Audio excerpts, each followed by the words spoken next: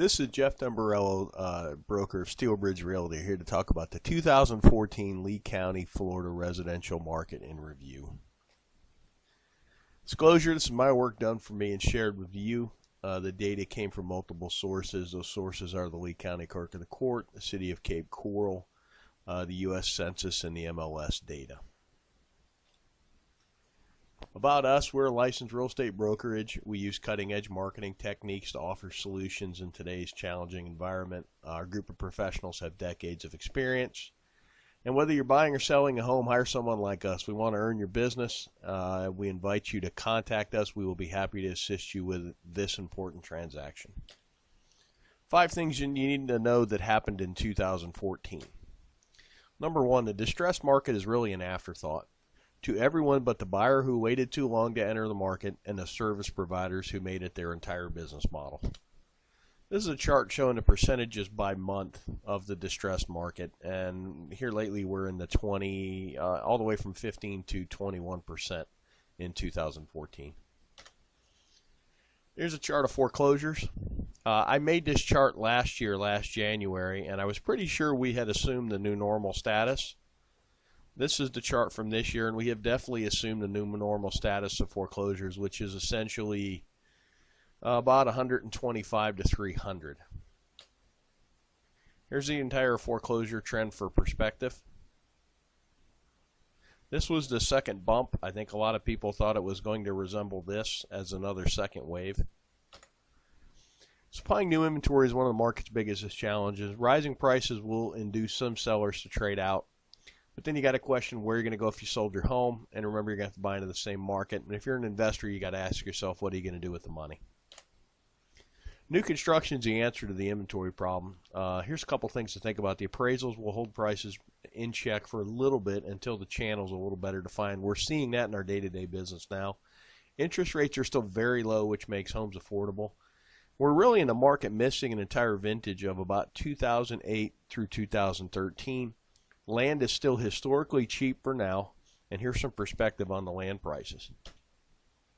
This is all lots, all lot types in Cape Coral, average and median price.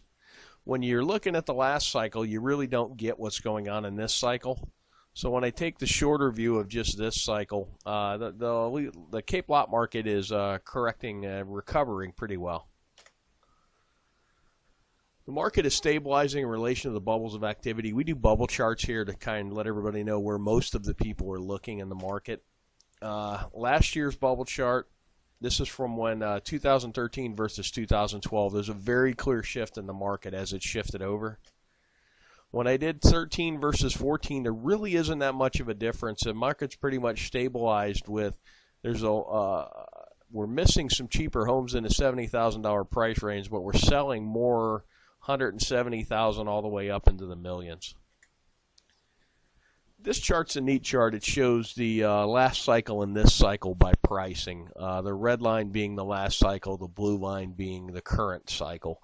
And you can see that we mimicked the last cycle for a while, and then you're starting to see 04 and 05 in the last cycle pulled wildly away to where we're just getting slight price increases, but not like we did before. And this is really a function of the banks aren't giving out crazy loans. There's no stated income, no stated asset loans. So this is a sustainable market that's actually driven by sensible leverage. Some perspective, we operate in a seasonal and a cyclical market. The seasonality is really determined by our weather. Up north, when it's warmer, is when they're busier in the real estate market. Here, when it's a little cooler, is when we're busier in the real estate market. The cyclical part of our market is governed by demographics, and we're going to talk about something, seasonal pricing bumps as well. Right now, we're in a sustainable boom. MIM is money in motion. It's every dollar that flowed through. This is actually dollars sold by realtors. And we had an 8.7 increase in the actual volume in the market. The amount of transactions went up 1.1%. The median is actually rising faster than the average, which shows the bottom of the market is coming up faster than the market itself is correcting. The percentage of bank-owned properties jumped up slightly from 13.6 to 15.05, where short sales really fell off the map. They were 8% of the market in 13, and they're only 3% of the market in 14. And another neat thing to look at, cash sales in 2013, 60.7% were cash in 2013. In 2014, 57%. So you had a decent price increase, and it really wasn't funded by leverage. And to give you a perspective, about 25-30% of the sales in the state of Florida are cash. So we're almost working at twice the cash sales percentage of the state of Florida. Money in motion is a key indicator. As long as the market continues to grow, that's a really good thing. The median's rising higher than the average. We talked about that. We also talked about the cash sales percentage. One thing I learned, if you base your business model on short sales, you need to find something else to do. And we're truly in a market where the buyers are paying slightly more for a slightly older and slightly smaller home. Market specifics. Two asset classes that really jumped out to me are townhouses and manufactured homes are actually growing. By property types, what's interesting to me is the manufactured homes are up 20% in sales counts, as are the townhouses. And when you look at the price increases, they're probably some of the lowest price increases, and that's the market seeking a good quality buy, basically. The single-family homes are up 7%. They just about mimic the market as a whole. A few thoughts on the jump in mobile homes and townhomes. Mobile homes have both a lower cost of entry and a lower cost to keep, and the blue-collar retirees from up north love them because they really only need them for 3 or 4 months of the year because they're still home doing stuff and walleye fishing and playing with the grandkids. But it's a nice, affordable home to get out of the cold weather. Townhouses kind of represent the same if you're adverse to a mobile home purchase. And really and truly, we found within the market that as the site-built homes hit a certain number, the manufactured homes take off, and it's about 3 to 1. So if a site-built home was trading for $300,000, the manufactured homes at $100,000 represent a lot of value to a retiree buyer. This is kind of what happened by city. 2014, what happened by city.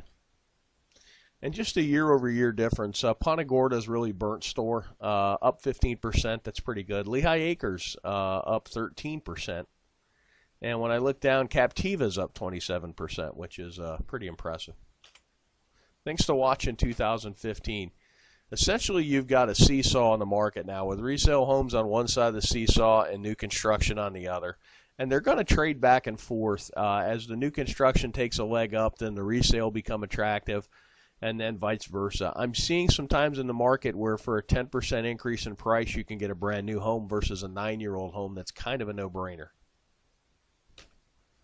Inventory is the key. Whoever can bring some inventory to market is going to make some money. And this applies to both the retail and the investment segment of the market. This is single-family permits in Cape Coral. When you look at the totality of the last cycle, you really don't get that excited about what's going on now. But when I take out the last cycle, it shows you there's some pretty good permit growth. Projection of retirees. We take this from the census, and if you were born 62 years ago, there's a likely chance you're going to retire, and this is in the millions by how many there are. This is actually the 62-year-olds against our sales counts. It's a pretty good correlation. And then 66 is kind of the official retirement age.